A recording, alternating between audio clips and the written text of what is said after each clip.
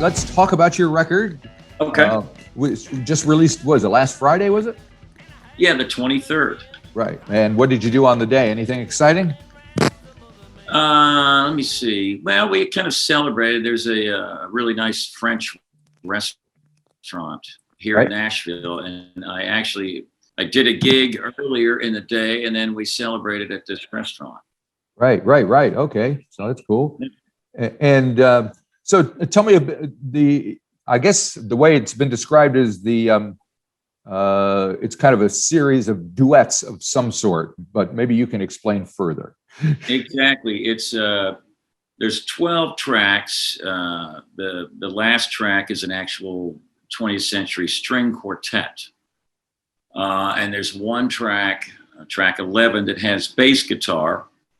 But for the rest of the record, it's just duets between myself on drums and other artists that I've worked with over the years. Right. Some of the material is completely improvised, like you might do in a jazz session. Other material was completely arranged. That I arranged and wrote down and had people perform. Yeah. Cool. So, and my understanding, you recorded it in Nashville, is that right? That's correct. Yes. Okay. And so was this under kind of strange circumstances with COVID and lockdown and all that, or what was it like when? Well, actually, a lot of the tracking that we did for the record was done in 2019. Okay. There were a few other artists that I had scheduled to go into the studio. One of them was Chris Scruggs. And then COVID hit. Yep. And we kind of postponed in the beginning, thinking, maybe this won't last that long.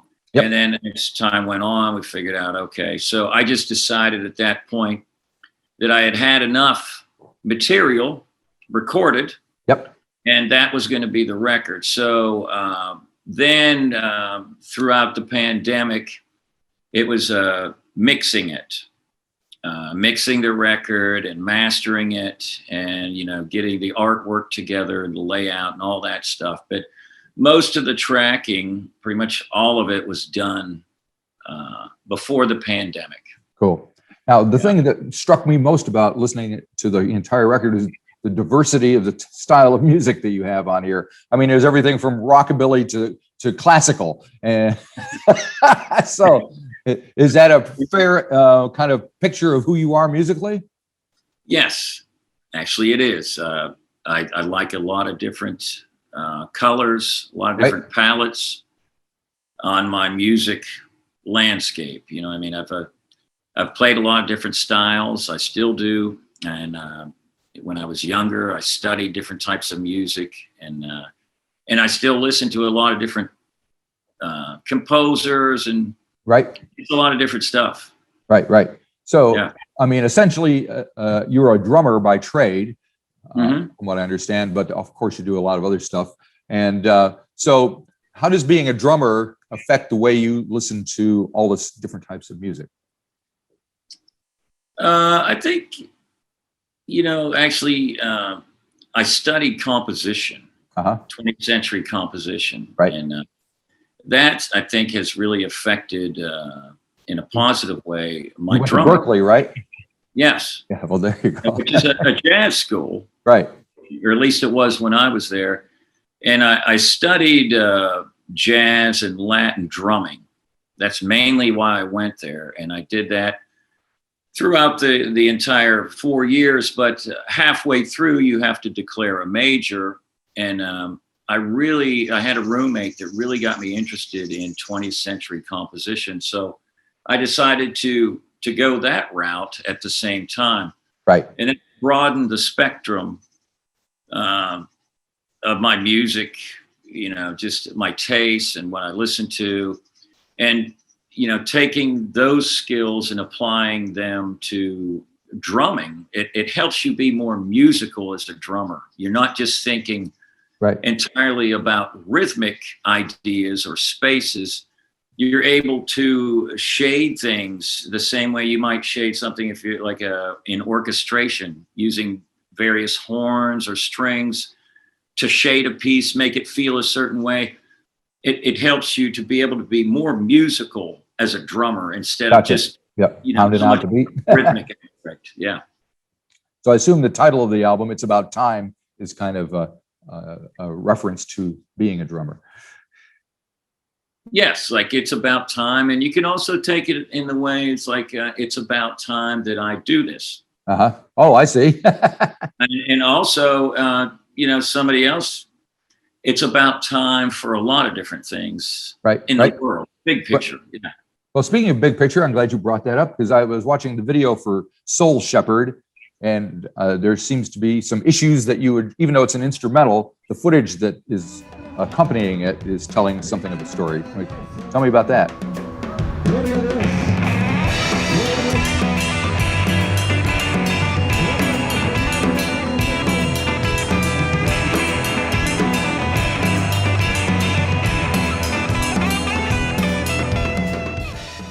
That's just like, I was kind of imagining what it would be like to be a shepherd of souls in this world today. Uh-huh. And the things that you might come across, and all the souls of people from the past to the present, and what it might be like if you were a shepherd and you were trying to guide these souls today's society or in the past. Gotcha. Yeah. And did you find the footage, or do you have somebody doing your video for you, or how did that together? I'd say about half the footage I did myself. I found myself. A lot of that was taken from Stockholm, which I'd been visiting a lot lately because I had a fiance, and we actually recently got married. Oh, congratulations. So some of the footage was from that, and some of it was stock footage that a friend of mine helped me put the video together. His name is Joshua Smith, and he's a master at putting together videos and computer type stuff. I'm not really that savvy with it. It's a little new to me. Right. But it's like second nature to him. And some of this was stock footage that he, basically brought it to my attention. I would tell him what I was looking for, and he would come up with some footage, and I'd be like, yeah, let's put this over here. And at this point, kind of fade this in. There's even a few pictures, stills that we used. We faded in and out. Gotcha. Yeah. And speaking of Stockholm, there's a song and a video to that, and I assume the footage in that is probably from your visit over there. But Exactly. Musically, it's been described as kind of prog rock. Is that how you look at it?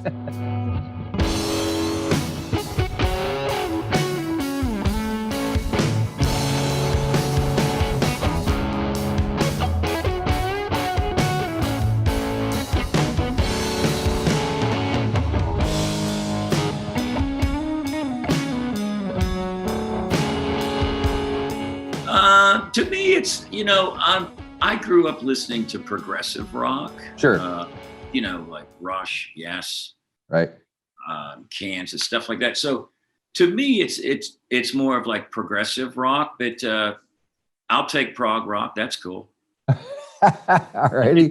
Very, very good. And I love finding this Ashes of Love, which is turns out is an old Kitty Wells tune, I think. And I didn't know anything about that particular song. So this is what I love about doing stuff like this, is fun, learning about these things. And apparently you have a gentleman by the name of, is it Tim or Tom Carroll, singing that particular one? Right? No, actually that was Greg Gehring. Greg Gehring. Okay. Sorry. Yeah.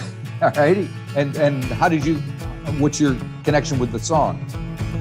Ashes of love, cold as ice. You make the dead, and I pay the price. Our love is gone, there's no doubt. Ashes of love, the flame burned out. Well, I'd go back with Greg, probably back to 1995, Lower Broadway here in Nashville. It's a street that has been revitalized back in the day, it was probably the worst place you would want to go in Nashville, or at least Right. one of them. Uh-huh. And there was nothing down there but a few honky tonks. One that's well known is Tootsie's, Right. that right beside the Grand Ole Opry at the Ryman Auditorium. And back in the day, that was famous for people like Willie Nelson hanging out there, Patsy Cline, having a drink in between shows at the Opry. But back in around 93, 95, it was pretty desolate. And Greg played down there. He had his own trio with Kenny Vaughan and Preston Rumbaugh on bass. Right. And I played in another club with a band that I co-started with Jesse Lee Jones. It was called Brazil Billy. And it was basically like Latin rockabilly type band. A perfect name for the band. Country band. But sometimes Greg would play with us, and I got to know him. And over the years, I'd play on different shows with him. And just lately here, we've been working together a lot with a band that I play in called the Cowpokes. Uh-huh. Greg had been doing different types of material. And over the years, we kind of just, there were certain songs that I really enjoyed playing with him. And that was one of them, because it has a Latin, we do it with a Latin groove. Right. And so that's kind of how I picked that song and got Greg to sing and play guitar for that. And it turned out really cool. It's interesting. Right. Now you mentioned you play with different bands. I read that are you still a member of Carlene Carter's band as well? Yeah, the Lucky Ones. Right. Yeah. So I definitely feel fortunate to be. So how has it been for you? You feel, I get the feeling you're always in the studio with other musicians or on the road. Have you been able to adjust to the new reality that we're in? Or has it been traumatic or kind of a relief? Well, I having obviously everything stopped, and it was basically almost a year of not touring. Yep. And not doing sessions, except you might do something remotely. That band, the Cowpokes, we actually continued to stream from a club with no one there. Right. It took a lot, to get used to that. And I must say, I had been so busy up until the pandemic, having the time to not work and not feel guilty about not working. It gave me kind of a different perspective on life. Yep. What's important. Uh-huh. You can chasing the ball, trying to do this, do that, to where you get somewhat lost. And then sometimes you need a reality check, something to kind of make you say, hey, it's time to smell the roses, just chill out. Yeah. So that aspect of it was nice. And, as far as getting back to work, things in Nashville have gotten, they've revved up pretty good. I know there's other places in the United States and around the world where there's still a lockdown or not much work going on. Nashville's been a little different. There's a lot more going on here. Yep. And I feel fortunate for that. I've got a few gigs coming up I've got one in Switzerland with Rodney Crowell, a festival. And there's some stuff beginning of next year I'm looking forward to. Yep. So sounds like things are moving on. And I know you've played lots of sessions in the past as well. And I've had the opportunity to talk to several guys who are kind of known for their session work. And I always love to hear some little background stories about at least one session that maybe stands out in their mind that we may not know about. I know you played with people like Raul Malo and Charlie Louvin and Jim Lauderdale. So what can you tell me that would be of interest that sticks out in your mind? Well, I'm trying to think here. I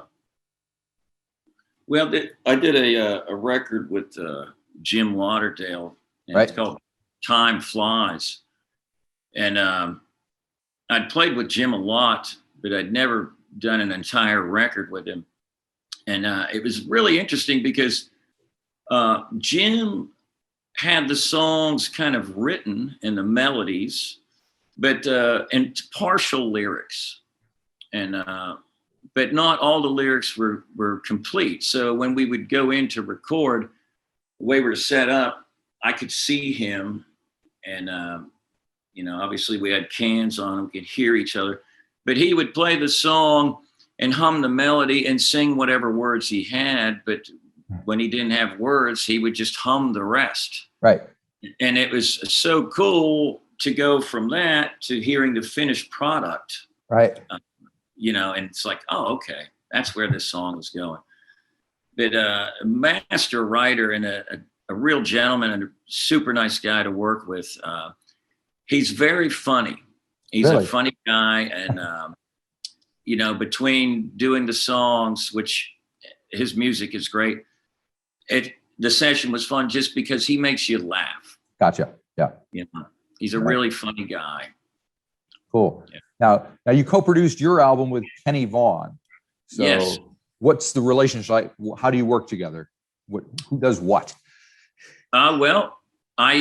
Kenny's actually kind of responsible for me finishing this record because I played with Kenny Vaughan over the years with various bands, different situations. He's hired me a lot for things, other sessions he's produced.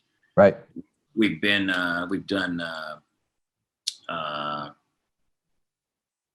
I can't remember what they're called, but it's like when a label has a new band, we've been hired together to back up the new Like a showcase or something. Showcase, yeah. Yeah.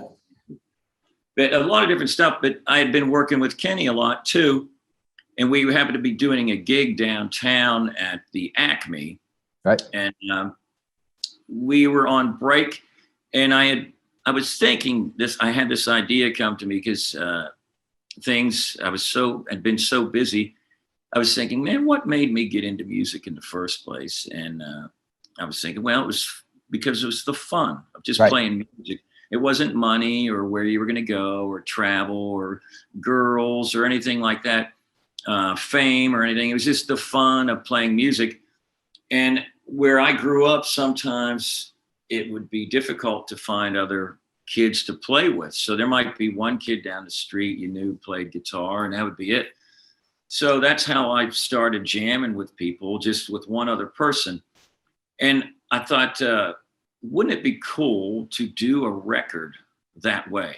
Gotcha. Where you go in, there's no pressure, and you get one other person that you like to play with, and you go in with that mentality that you had when you were younger of just, let's create, let's have fun, let's make music together. And I mentioned that to Kenny one day on break, and I said, was it like that for you when you were younger? And he was like, yeah, I know exactly what you're talking about. And I said, I would like to do a record like that, and I'd like to have you do a couple songs. Would you be into it? And he's like, yeah, totally would. So that was about it. And then a few weeks later, I'm on a different gig, different band with him, and we're on break. And he's like, hey, what's going on with that record, that idea? And I said, I've got to find a studio. I need to find out somewhere I can afford, somewhere that's comfortable. And he's like, well, man, how about Dave Rowe? And Dave is a friend of both of ours. Dave is a bass player. He plays with Johnny Cash and Dwight Yoakam. And he has a great little studio in Goodlettsville, right outside of Nashville, called Seven Deadly Sins. Right. Kenny and I had both worked there before, and he's like, man, I'll call Dave. We'll get you in there. So Cool. He called Dave, and that's how it kind of came about. Beautiful. Yeah. Well, glad it happened. Me too. It's so much fun. It's a real pleasure to do. It's a fun record from beginning to end. You just don't know what's going to happen next, but there seems to be a thread between it. So that's a good thing, I think. Yeah. So thank you very much for taking time to talk to me. Hope it cools down a little bit in Nashville, and hope it warms up here. I'm sure it'll cool down sooner or later here. And it's Right. you so much for having me, Marty. Yep, It's a real pleasure. Come on down to New Zealand if you ever get a chance. We'd love to have you. I would love to. All I'd love right. to. Thank you very much. Okay, thanks. Bye-bye.